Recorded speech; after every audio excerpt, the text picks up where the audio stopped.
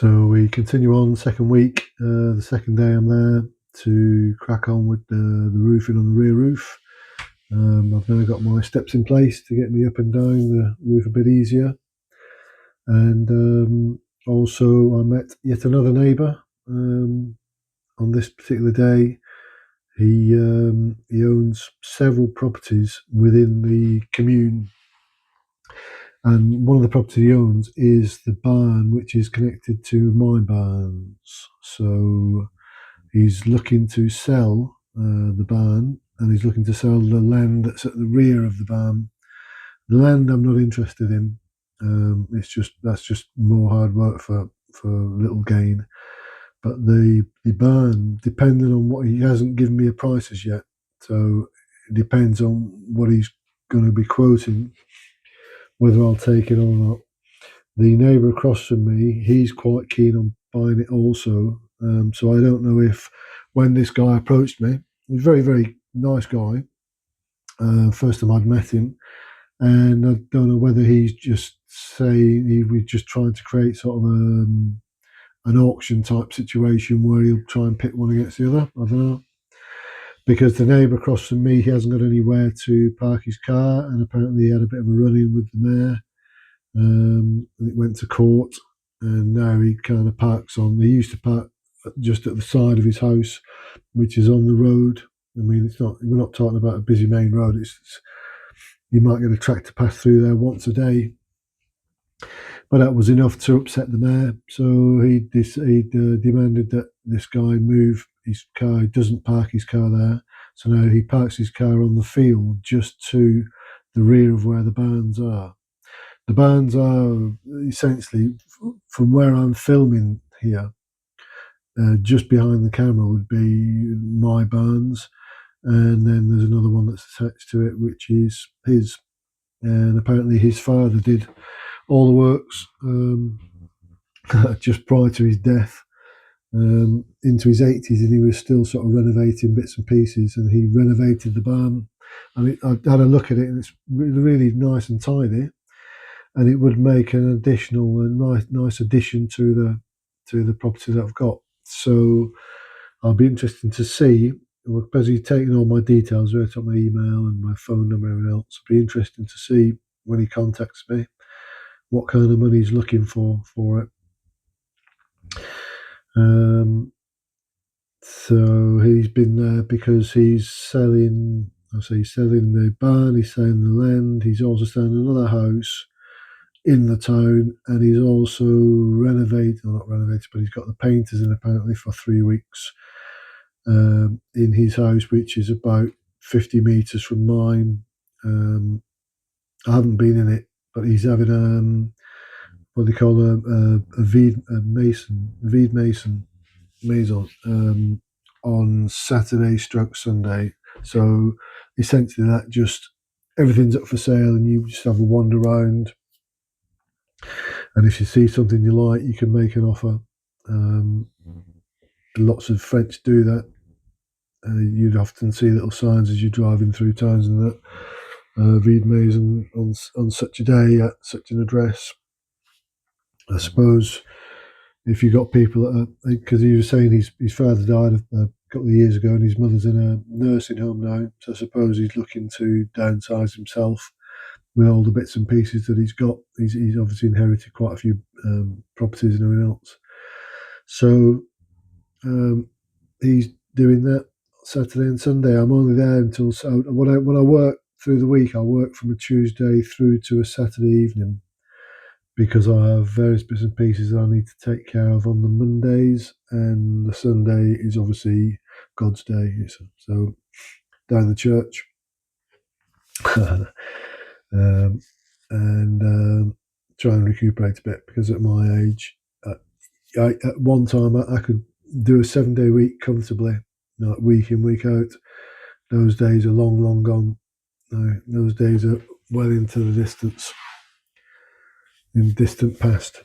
So carrying on with the battens, I'm looking to get as close to the top as I can get. There's ivy still tucked in and around the chimney stack, which is a pain. but I'll be attacking that fairly shortly as well. As I move closer up to the top, I can then add a couple more steps just to aid my access up and down, and hopefully be at the ridge fairly shortly. Not in this video, but fairly shortly. I'll be at the ridge, which would be nice. What other news? So nothing from the next door neighbour, who apparently lives in Spain. They're sort of the talk of the town, from what it is. So they've obviously upset lots of people by just leaving their house to rack and ruin, and also they're meant to take care of your gardens and everything else. And the garden's a bit of a state, and the neighbour who I was speaking to is looking to sell the barn. His land adjoins my neighbour's land, and there's various trees and stuff that are overgrowing, and shrubs that this guy's upset about. That it's saying it really should be taken care of. If not, he'll be informing the mayor, and then the mayor will inform whoever. Be lots of letter writing, I'd imagine, which tends to be the French way, and send you a letter saying get your garden sorted out, get all the crap off the front lawn, get it down the déchetterie or whatever, and that's that. So carrying on with the roof, getting back to the roof. I think we've already calculated there's somewhere in the region of 3,400, 3,500 tiles which would be being replaced, or being relayed rather, on the roof. And a large section of those are currently within the loft area, and I will be looking to pass them through the openings for the Veluxes to aid me in my relaying of the roof. But I'm very happy with the the look of the roof thus far. You can see the tiles that have been relayed on it. Yes, it's a little bit wavy in places, but just because there's so many different variations in tile size and thickness and everything else, and you'd have to be very anal to want to separate all the tiles so that you had rows of specific dimension tiles. That's really not, doesn't interest me at all. That. So I'm just going to lay them as I find them, as I come across them, and I'm sure I'll be happy with the finish. And ultimately, the main thing about retiling your roof is that when it rains, the rain doesn't end up in the house, which is what it had been doing for donkey's years in this house. There were so many holes and so much degradation to the roof, and lots of tiles had perished. So, I think if it does its main job, which is keeping the rain out, I'll be more than happy. And I've been cleaning the tiles up as I go, taking the moss off there, taking some of my roots and soil attached to the tiles. So got rid of all that as well, which is not nice. And then I've got a leaf blower. I've got a steel leaf blower, which I'll be taking up on the roof and just give it a bit of a blast at some stage, just to get some of the crap off. Where I was cleaning off some of the ones on the roof, and you had the moss and stuff falling onto and between the new battens. So I'll just help with that. And also the membrane tends to sag a wee bit after a little while.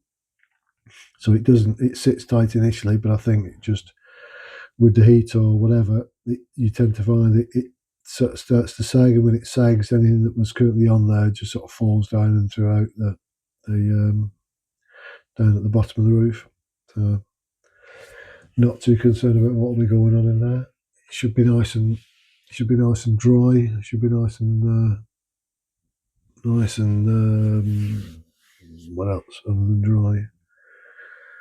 Well, keeping the timbers dry and allowing an airflow to get through the tiles. I mean, that's another reason why it's not a bad idea to have a little bit of a gap between the tiles.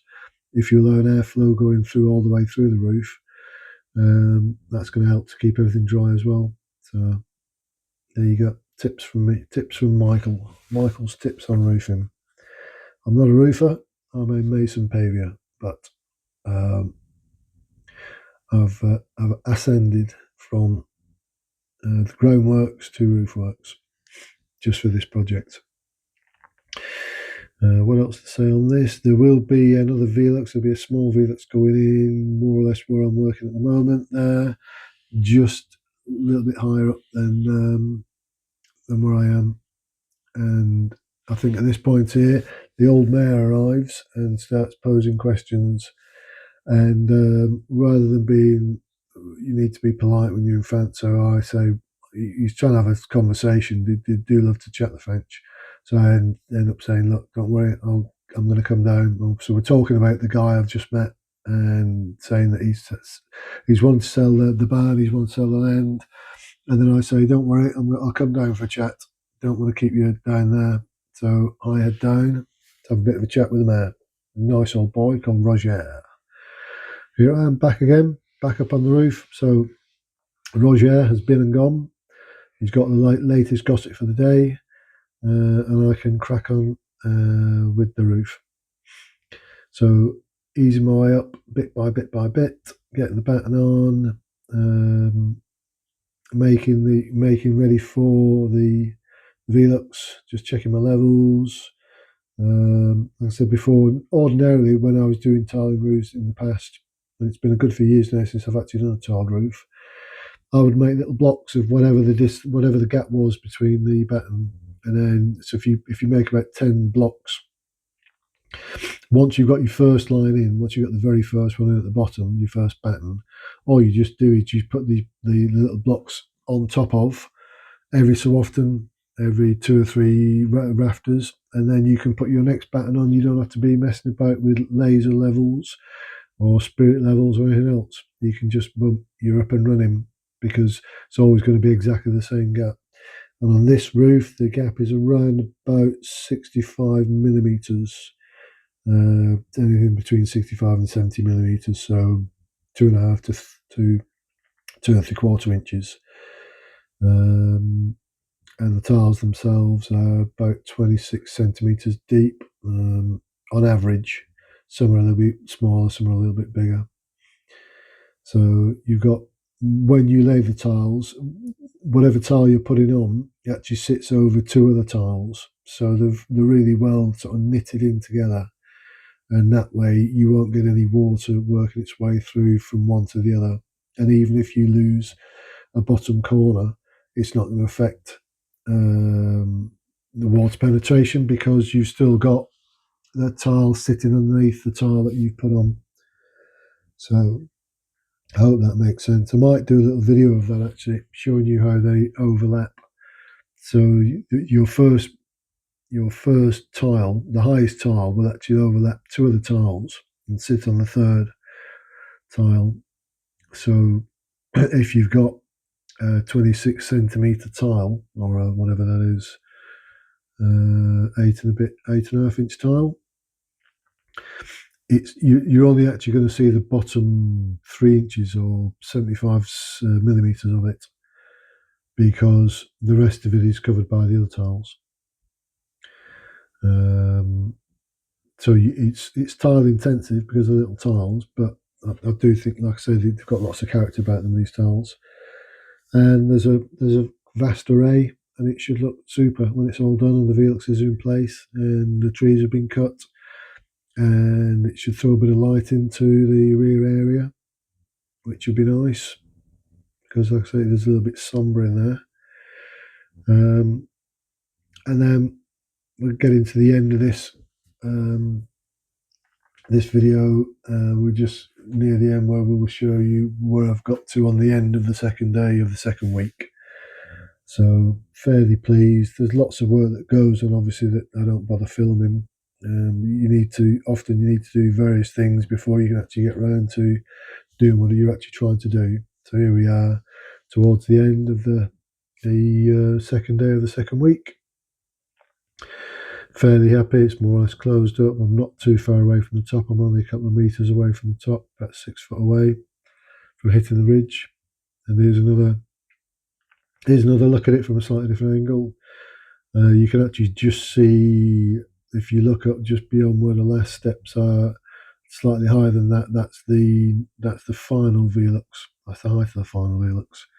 So that will be, there you go. That will be quite nice. I'm going to try and put a mezzanine into one of the bedrooms there, or both the bedrooms, to just for the hell of it, really, just because I fancy putting a mezzanine in. Things you can do when you are a property owner. You can do whatever you want, particularly in France. And then finally, we're just looking at where the ivy is now on the wall side.